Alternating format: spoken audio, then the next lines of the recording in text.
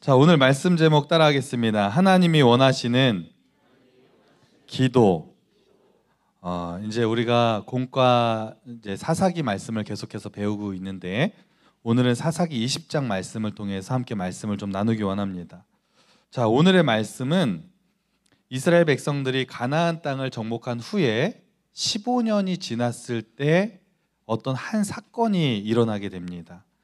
사사기 20장을 우리가 오늘 배울 텐데 사사기 20장이지만 사사시대의 초기에 일어났던 일들이 이렇게 기록되어 있는 거예요. 이스라엘이 몇 지파로 되어 있죠? 12개의 지파로 되어 있습니다.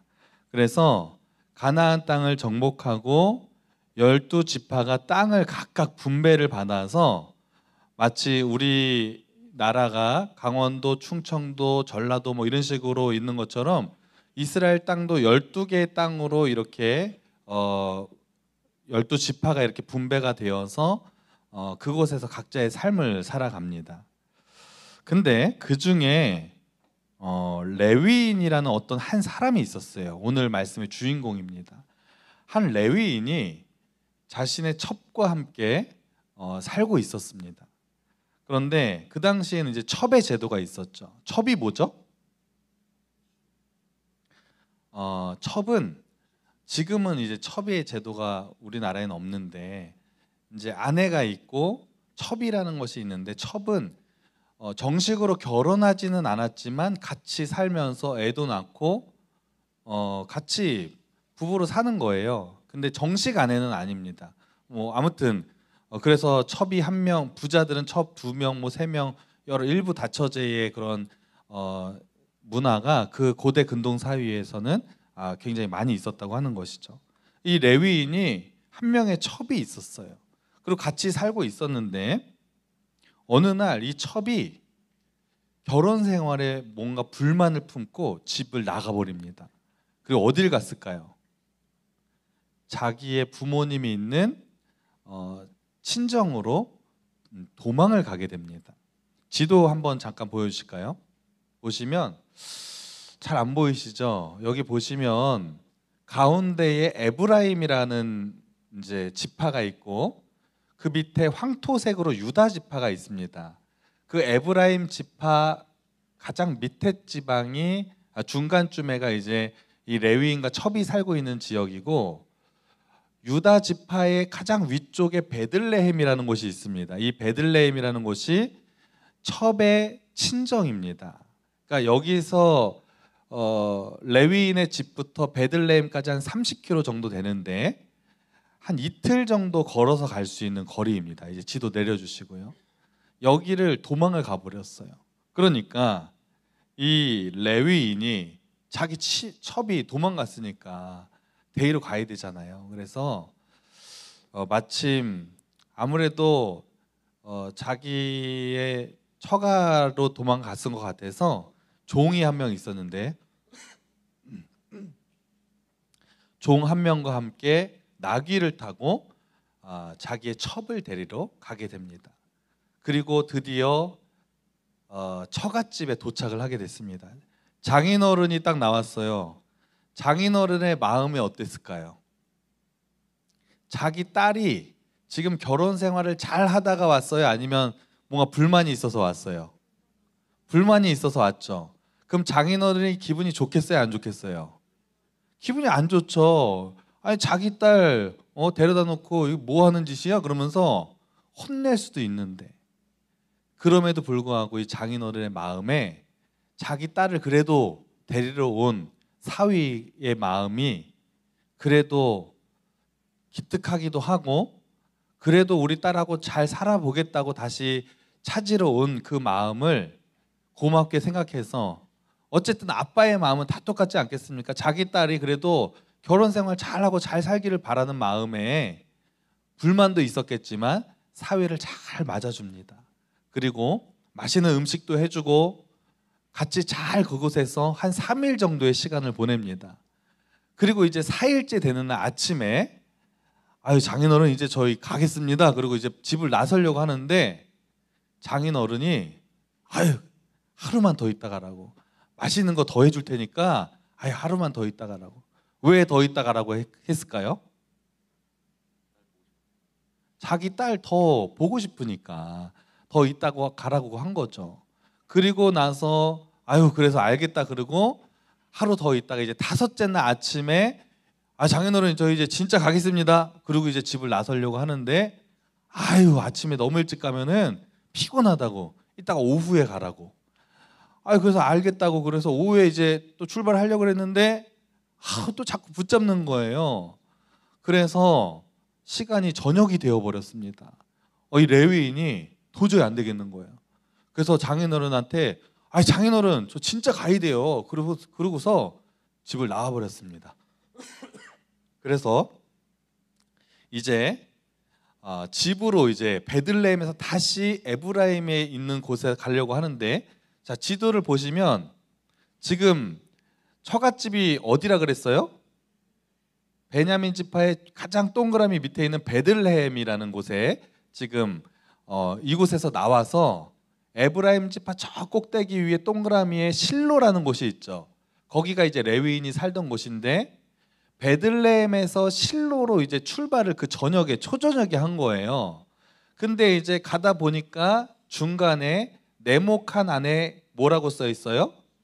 기브아라고 써 있습니다. 그쯤 갔는데 날이 완전히 깜깜해졌어요. 그래서 여기에서 이제 더 이상은 못 가겠다. 어디 남의 집에 들어가서 하루 좀 자야 되겠다라고 생각하고 이제 사진 내려주시고 기브아라는 지역의 어떤 한 광장에 사람들이 많이 왔다 갔다 거리는 광장에 이제 앉아 있었습니다. 그 고대 근동 사회는 나그네를 대접하는 그런 문화가 굉장히 잘 발달되어 있었어요. 나그네를 대접해야 잘 축복받는다 이런 문화가 있어서 광장에 앉아 있으면 멀리서 온 나그네라고 생각되면 사람들이 자기네 집으로 초대를 해서 잘 재워줍니다. 그런데 그날따라 이 나그네였던 이 레위인을 맞아주는 사람이 없는 거예요. 몇 시간을 앉아 있다가 점점 초조해지는 거죠. 그런데 그때 어떤 한 노인이 그 옆을 지나가다가 못 보던 사람이 거기 앉아 있으니까 어디서 왔냐 뭐 물어보다가 우리가 이렇게 자초지종을 설명 들어보고 그 우리 집에 오라고 재워주겠다고 이렇게 얘기를 해서 이 노인이 이 레위인과 첩과 종 몇 명이에요? 그러면 손님이 지금 3명. 3명이 노인의 집에 가서 이제 씻을 물도 주고 맛있는 음식도 풍성하게 대접하면서 저녁에 그 밤에 즐거운 시간을 보내고 있었습니다. 그런데 갑자기 그 집의 문을 누군가 꽝꽝꽝 두들기는 거예요. 야! 그러면서 막 어떤 남자의 무리들이 와가지고 소리를 치는 겁니다. 야! 거기 나와! 막 그러면서 소리를 치는 거예요. 그래가지고 이 노인이 깜짝 놀래가지고 문 앞에 가가지고 누구시냐 그랬더니 야! 여기 손님들 왔지? 그거 다 일로 내보내! 막 이러는 거예요. 그래서 안 됩니다. 돌아가세요. 막 그랬더니 안 된다는 거예요. 지금으로 말하면 불량배들. 그래서 그 무리들이 자꾸 문을 두들기면서 여기 들어온 손님을 내놓으라 그러는데 보니까 성경 말씀에 보니까 왜 내놓냐고 왜 부르냐고 물어봤더니 이 불량배들이 뭐라고 얘기하냐면 우리가 그를 상관하리라 이렇게 얘기를 합니다. 이게 무슨 말이냐면 성적으로 범하겠다는 뜻인 거예요. 근데 이게 누구를 지금 끌어내려고 하는 얘기냐면 레위인을 끌어내래요. 레위인은 남자예요, 여자예요? 남자죠. 이 무리들은 지금 남자예요, 여자예요? 남자예요. 남자들이 지금 누구를 불러서 성적으로 범한다는 거예요? 남자들이 남자를 불러서 성적으로 범한다는 얘기죠. 이걸 우리나라에서는 3글자로 뭐라 그래요? 동성애. 지금 이 남자들은 동성애자들인 거예요. 동성애자들이 레위인을 지금 끌어내려고 막 문을 두들기고 협박하고 안 내보내면 너희들 다 죽이겠다고 협박을 하고 있습니다. 그러니까 이 노인이 문이 잠근 상태에서 문을 살짝만 열고, 이거 고리가 있어가지고 쉽게 열리진 않습니다. 문을 살짝 열고 협상을 하는데, 이 노인이 타협을 이제 하는데 협상안이 무엇이었을까요? 협상을 해서 이제 돌려보내려고 하는 거예요. 어떤 협상을 했을까요? 레위인은 줄 수 없고 대신 우리 집에 딸이 한 명 있습니다. 그리고 이 레위인의 첩도 있습니다. 여자 2명이 있는데 그 여자 2명을 드릴 테니까 마음대로 해도 된다. 이렇게 협상안을 내놨습니다. 이해가 돼요, 안 돼요? 자기 집에 온 손님이 레위인인데 그 레위인을 지키기 위해서 아빠가 자기 딸을 불량배들에게 지금 주는 게 말이 돼요, 안 돼요? 안 되죠. 이게 이 일이 무엇을 말하냐 하면, 그 당시에 고대 이스라엘 사회가 얼마나 남성 위주의 사회였는지를 보여주는 것이고, 또 하나는 나그네, 손님을 대하는 것이 얼마나 중요하게 생각했는지를 보여주는 단편적인 장면이라고 볼 수 있어요. 근데 막 이렇게 협상을 하고 있는 가운데 이 레위인이 기가 막힌 행동을 합니다. 자기도 죽게 생겼고 지금 민폐를 끼치게 생겼으니까 갑자기 자기 첩을 문 밖으로 던져버렸어요. 문을 쾅 닫아버렸습니다. 그리고 불량배들이 그 첩을 끌고 가버렸습니다. 자기 살자고 첩을 그냥 보내버리는 나쁜 짓을 한 거죠. 그리고 그 첩은 불량배들에게 끌려가서 밤새도록 겁탈을 당하고 어떻게 되는지 몰라요. 그런데 아침에 이제 이 레위인과 노인이 일어나서 밖을 딱 나왔는데 그 첩이 죽어 있는 거예요, 밖에. 그리고 이 레위인은 자기 죽어 있는 첩의 시체를 가지고 자기 집을 향해서 다시 갑니다. 그리고 집에 도착해서 아주 충격적인 행동을 합니다. 이게 지금 사사시대에 있었던 일이에요. 여러분, 이 얘기를 그냥 듣기만 해도 충격이죠. 이게 성경에 기록되어 있는 내용입니다. 사사시대가 얼마나 자기 소견대로 옳게 죄악을 많이 저질렀는지를 보여주는 단편적인 장면입니다. 이 레위인이 자기의 첩을 데리고 와서 집에서 어떤 일을 했는지 사사기 19장 29절에 이렇게 기록이 되어 있어요. 우리 한번 말씀을 읽어볼까요? 시작. 자기 첩의 시체를 거두어 그 마디를 찍어 12덩이에 나누고 그것을 이스라엘 사방에 두루 보내매. 시체를 지금 어떻게 했어요? 12토막을 냅니다. 시체를 토막을 내서 몇 지파라 그랬어요? 12지파에 그 시체에 12토막을 각각 보냅니다. 12지파의 대표들이 그 토막의 시체를 받아들고 깜짝 놀라고 이스라엘 전 지역에 이 소문이 다 퍼지게 됩니다.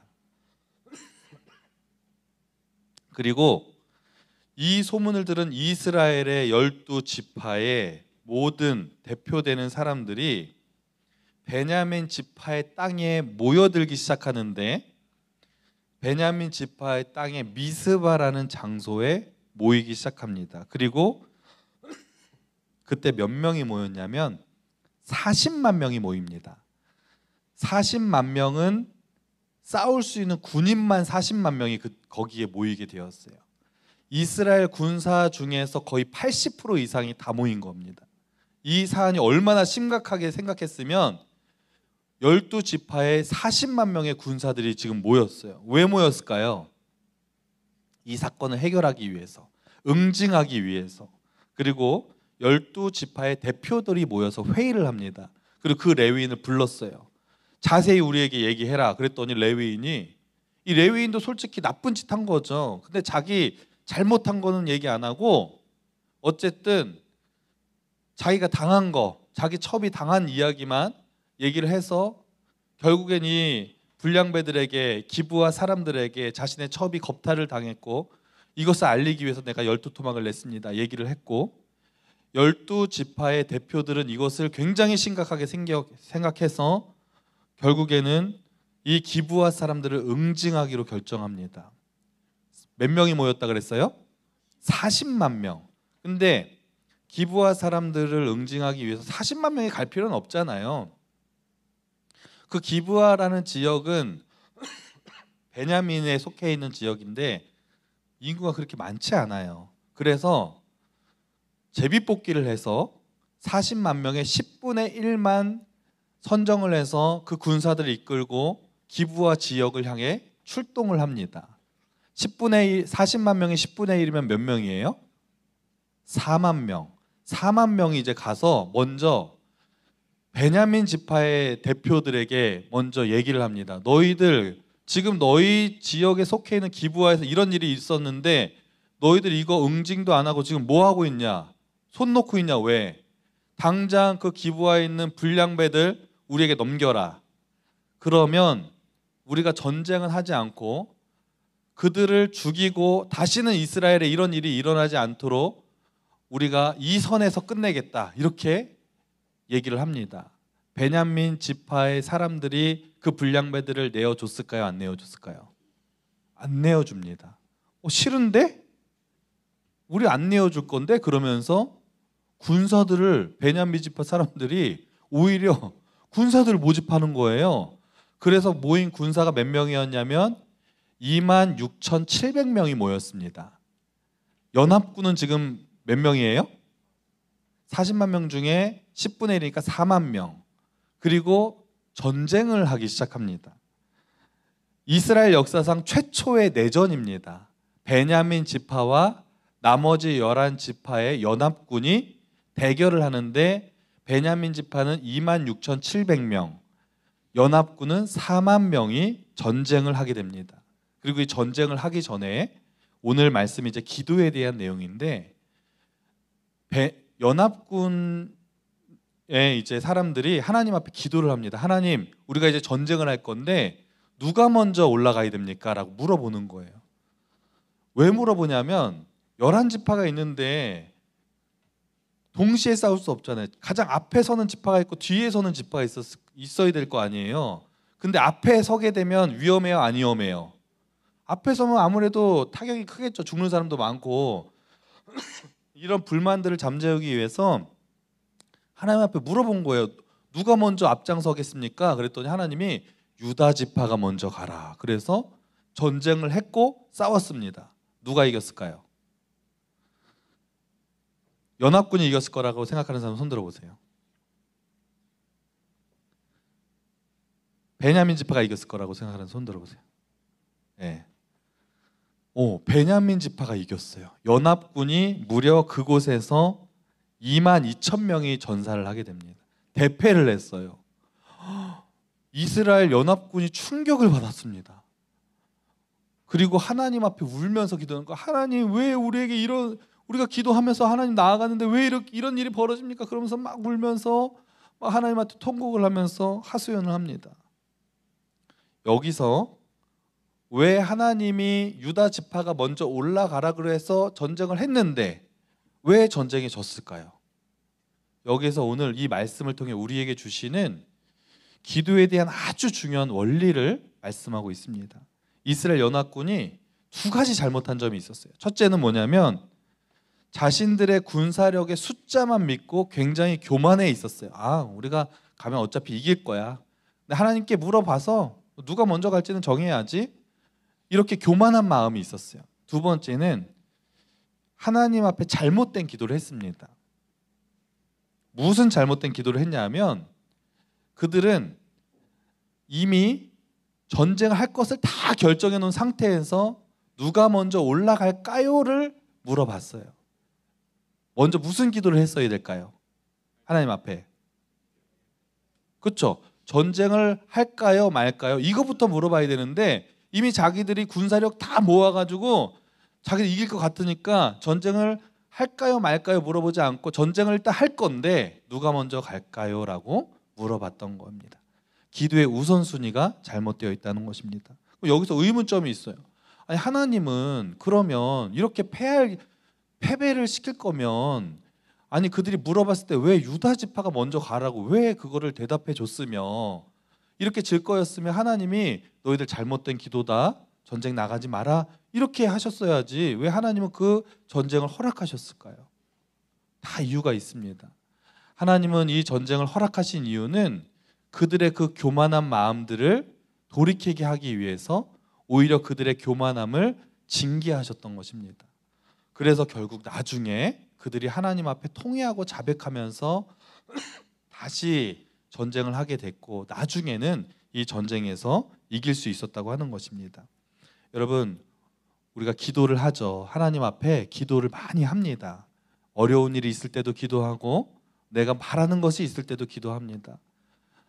대학을 위해서도 기도하고 진로를 위해서도 기도해요. 그런데 오늘 말씀을 통해 하나님은 우리가 기도할 때 어떻게 기도해야 되는지를 분명히 말씀하고 계세요.